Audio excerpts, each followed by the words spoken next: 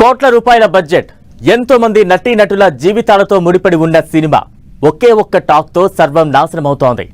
Release రోజు first షోకే negative talk బయటకు వస్తుండటంతో ఎన్నో అంచనాలతో తీసిన మూవీ బాక్స్ ఆఫీస్ దగ్గర బోల్తా కొడుతోంది. దీనంతటికీ బ్యాడ్ పబ్లిసిటీనే కారణమట. ఇదే ఇష్యూపై ప్రొడ్యూసర్ శిరీష్ చేసిన కామెంట్స్ టాలీవుడ్ లో చర్చనీయాంశంగా మారాయి.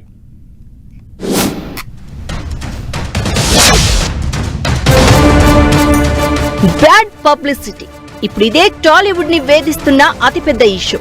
స్టార్ హీరోలతో సినిమా తీస్తున్న డైరెక్టర్లు, ప్రొడ్యూసర్లకైతే నెగటివ్ టాక్ అనేది పెద్ద హెడ్ఏక్ గా మారింది.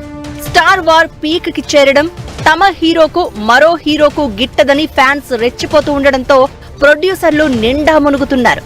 ఫస్ట్ షో పడక ముందే బ్యాడ్ పబ్లిసిటీ చేయడం, రిలీజ్ తర్వాత నెగటివ్ రివ్యూలు రావడంతో ఎన్నో అంచనాలతో వచ్చిన సినిమాలు ఫ్లాపులుగా నిలుస్తున్నాయంటున్నారు.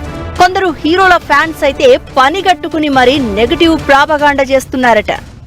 ఈ నేపథ్యంలోనే అసలు ఎప్పుడూ నోరు విప్పని నిర్మాత శిరీష్ చేసిన కామెంట్స్ టాలీవుడ్ లో సంచలనమవుతున్నాయి.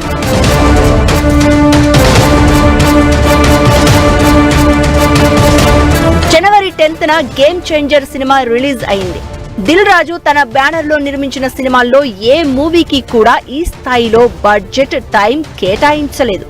ఈ సినిమాలో సాంగ్స్ కైన ఖర్చుతో సంక్రాంతికి వస్తున్నాం సినిమా కంప్లీట్ చేశారంటే గేమ్ చేంజర్ పై ఎంత నమ్మకంతో అంత బడ్జెట్ పెట్టారో అర్థం చేసుకోవచ్చు.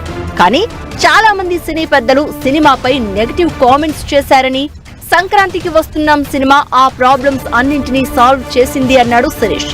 తాము బావిలో పడిపోతున్నామని ఎంతో మంది సంతోషపడుతున్నా సంక్రాంతికి వస్తున్నాం సినిమాతో బయటపడ్డామన్నాడు.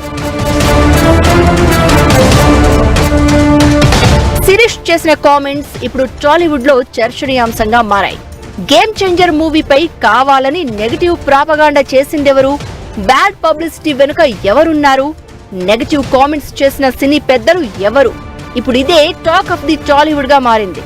ఇలా ప్రతి సినిమాకు bad publicity, negative talk create చేసుకుంటూ పోతే ఇక టాలీవుడ్ సినిమాల పరిస్థితి ఏంటన్న ఆందోళన కంటిన్యూ అవుతోంది.